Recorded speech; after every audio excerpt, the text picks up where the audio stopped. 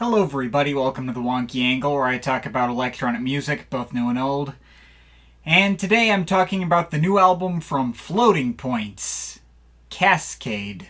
Alright, I've started to fall behind a little on covering new releases, got quite a few I need to get through and make videos on, but we're going to start by talking about Sam Shepard, aka Floating Points. This'll be my third time covering him. In the past I've done a video covering his 2019 album Crush, and I did a Some Stuff I Miss segment on the Promises album he did in 2021 with the late Pharoah Sanders and the London Symphony Orchestra. Link to both can be found in the description. This guy has pretty well established himself as one of modern-day electronic music's bigger critical darlings. He's only been on the scene for about a decade and a half now, and he doesn't have very many releases to his name, but he is one of those names on the scene that, gets everyone talking whenever he releases something regardless. I was pretty late to the train on his stuff myself. Not until I did my video on Crush in 2019 did I finally catch up on him, but once I'd gotten around to hearing the particularly instrumentally dense and evocative mixes of electronic and jazz styles he'd showcased on a project like his debut album Elenia, I could pretty immediately see where the hype around him came from. And he kept proving his versatility. His catalog may be small, but it also includes stuff like the psychedelic and open-ended jazz ensemble piece Reflections Mojave Desert, and the above-mentioned Pharoah Sanders collab Promises, which was one of the most widely praised albums of that entire year, full stop, and was an extremely pensive and delicate 9-movement ambient classical-ish piece that evolved from focusing on jazz elements to electronic elements to symphonic elements and got all of them to flow together so well. But the guy has a clear interest in making much more straightforward dance and house music, as many moments on his sophomore album Crush clearly demonstrated, as did the Someone Close EP he put out in 2022, putting his work pretty close to a direct colleague of his such as Fortet. Not all of these projects are necessarily home runs for me on a personal level, and I wouldn't say any of them are all-time favorites or anything. I do have my issues with all of them and tend to prefer coming back to his albums just for specific standout moments rather than for their full unbroken packages. But, I know how excited he gets other people on this scene, and I know exactly why he gets people as hyped as he does, so I didn't feel like I could very well skip a project like this. Now, I didn't necessarily go into this latest album with any kind of crazy, far-reaching expectations, but, I was generally looking forward to see what we might get. I mostly avoided the singles as they released, outside of small previews, but from those small bits I heard, I knew it was likely going to be focusing more on the straightforward tech house side to his sound. And, yeah, that was exactly what this album turned out to be. This whole thing is pretty much just really straightforward tech house and not much else. Now, this does probably make Cascade the guy's least creative album to date. None of Floating Point's more unique jazzy flares are here, or any other kind of outer textural experimentations that might have shown up on an album like Crush. There is some live instrumentation here and there, but it's very much being kept to a minimum in comparison with his other albums. And the arrangements that are here stick entirely to tried and true formulas of dance music that have been done over and over lots of times over many decades by lots of different artists. There's no extra bells and whistles here, it's pretty much just plain old tech house. And, we have not been starved for good house music over the past 5 years or so. The entire 2020s decade so far may as well just be the decade of house. And as much as I can always enjoy me some good house music, I'd frankly argue we've been getting a little too much of it. We might be overdue to get something new and fresh at this point. So, I think it really says something that even with my mild burnout of the house revivalism trend is really starting to set in, Cascade might possibly be my new favorite Floating Points album to date. Better than Promises, better than Elenia, I'm being serious here. Well, okay, it is still a very close call, if that. Those albums obviously have much more creative and unique ideas going into them.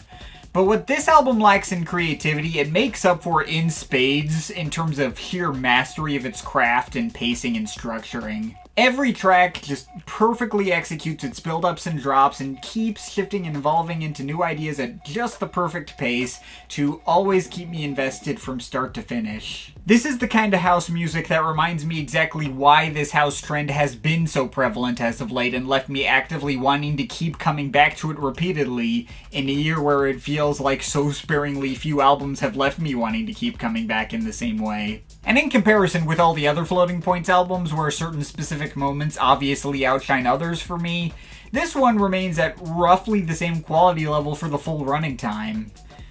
I do have two clear favorite cuts on the album as well, but the distance between them and the rest of the album is not nearly as defined as, say, the distance between Silhouettes and the rest of Elenia, or Movement 6 and 7 of Promises and the rest of that album. This is the most consistently engaged I've been by a Floating Points album to date. Just from the way this thing starts with a new club mix of his track Vocoder, which he originally released back in early 2022 and included on the Someone Close EP. The original version was already quite solid, the way it built from those initial clanking synths to big crescendos and build-ups with these airy female vocal chops and coming down for satisfying bassy drops. But this album version is like a major improvement over the already solid original. The actual arrangement is pretty much exactly the same for the first 4.5 minutes or so, although I feel like the track was remixed with some much heavier and more satisfying bass grooves that hit with a lot more punch and fill in a lot of the negative space that the original mix seemed to leave open. But on top of that, this version also includes a whole change up into these new clattering beat progressions for the last couple of minutes, which is just the cherry on top to let it go the extra mile. This club mix makes the original version look like a work in progress, and this version feeling like the finished product. Makes 7.5 minutes go by as if it was only 4. And ends up acting as the perfect tone setter for what to expect out of the album as a whole, and like a sort of blueprint that other tracks end up mirroring. Key 103 and Del Oro find a marginally more chill and slightly more melodic take on the same sorts of ideas, picking up their minimal blipping synth melodies into some more toned-down mixes before continuing to hit you with heavier beat drops, where the percussion and bass swallows up the mix in the most satisfying way. On Key 103 in particular, there's like a noticeable change-up and jump in energy between the more melodic beginning and the buzzing bass of the drops, while on Del Oro, both the quiet and loud parts kind of feel like variations on the same spacey idea, but both are about equally as engaging. I guess the latter might have ever so slightly been catchier to make up for it, I suppose, I don't know. Those two tracks have occasionally fallen into the background a little on some listens I've given this thing, although to make sure there's no true lull happening there, in between those two we get an even heavier banger in Birth 4000. While that track is somewhat shorter at under 5 minutes and doesn't have as much in the way of progression, it's a lot more explosive and striking, just really sparse standard house beats and this really intense blaring bass arpeggio that sounds like a more distorted riff on Giorgio's synth bass line from Donna Summer's I Feel Love. It goes hard as fuck.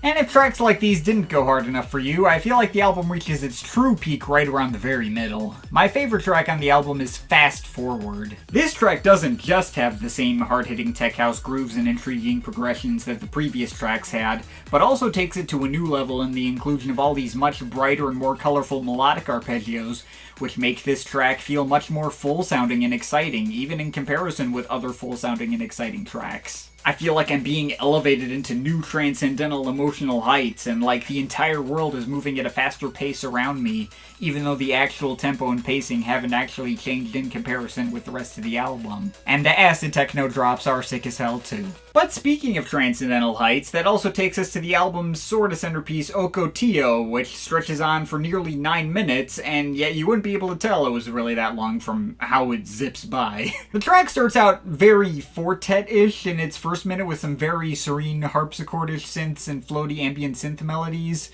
Kind of reminds me of certain moments from 16 Oceans, or maybe his track 2017. But, like, it keeps layering more and more rapidly plucking synth arpeggios on top of each other and building in a steady crescendo as bass and vocal chops are introduced as well. And that's all before the percussion comes in past the 6-minute mark and completely takes over the track while all the melodies fall away. Although the percussion is just as dense as the melodies were, as if they were following the exact same patterns, being translated into a new sonic texture. If you couldn't tell, that was my easy second favorite cut on the album. But while those two tracks make for the biggest emotional heights, things don't necessarily slow down from there. We next get the similarly exciting Affleck's Palace, which starts out with this really tense and unnerving ambience that builds up driving, blood-pumping, acidy bass lines around it, and all these whooshing and, dare I say, cascading breakbeats echoing around. And that's before either the crazy screeching acid techno drops come in, or the breakbeats take center stage, or the very last minute where a live drum solo comes in to join the breaks. Only after that do we get the album's predictable cooldown in the final two tracks. Although these cuts also have a very different flavor from anything else on the album, in a way that still fits and flows very naturally, but adds some noticeable variety to the track listing. Tilt Shift goes for more of like an atmospheric drum and bass flavor that feels like it's carrying off some of the breakbeat patterns from the previous track, spinning them into a new context. The tempo is increased, but it's very chilling and kind of downbeat in comparison with the rest of the album, like all the doors have opened at whatever club you're at and some big cold breezes floating through. Has a very ski mask-ish feel to it. And that finally transitions directly into the closer, Ablaze, which is entirely ambient with no beats at all. Out of all the tracks here, this is definitely the one I'm most conflicted on, and thus my least favorite by default, since I wasn't really conflicted on any of the others. On one hand, the ambience initially created by this track is absolutely gorgeous. The synths wrapping around a lonely violin solo and some echoing vocal chops make for the perfect emotional beat to close out an album like this. But on the other hand, this track on paper is 4 minutes long and in execution is 2 minutes long with a 2-minute fade out. If I'm generous, the track should have naturally ended at about the 2.5 minute mark, and everything after that point is near silence. If you're gonna make this track 4 minutes, I'd want to keep lingering on that much warmer and better textured mix focused on in the first half. Stretching out the fade out so long makes it feel like more of an anticlimax than it needed to be. But yeah, if that's the biggest complaint I have to level at this album, with so little to nitpick about everything that came before, I think that's a real testament to the quality on display on this album.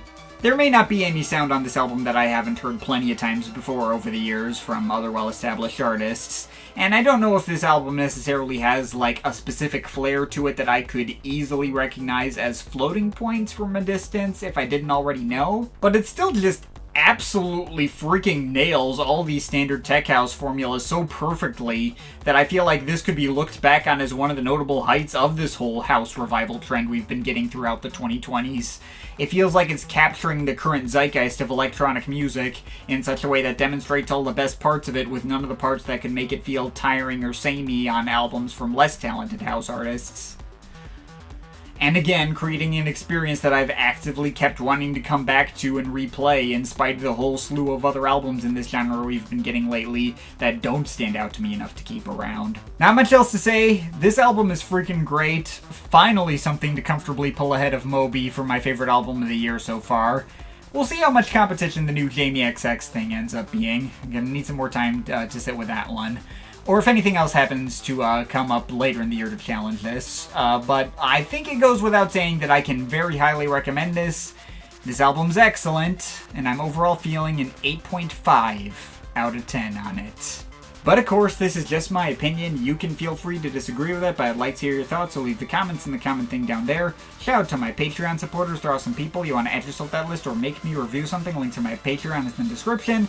But yeah, that's pretty much it. That's all for today. See you next time.